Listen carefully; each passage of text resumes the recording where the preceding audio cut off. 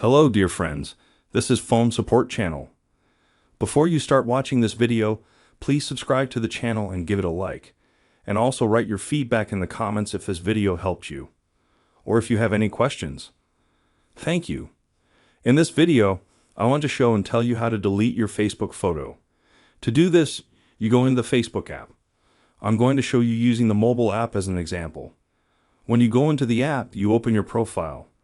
After that, you go a little bit lower, and you open up a list of all of your photos.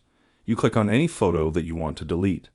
And now to delete it, you click on the three dots at the top corner of the screen. And here you click on Delete Photo. Confirm. You wait a couple seconds, and the photo is deleted. You can refresh the page.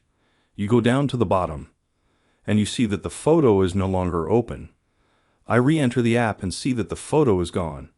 As you can see, it's a very simple and quick way. Done. There's nothing complicated about it. If you like this video, put likes and subscribe to the channel.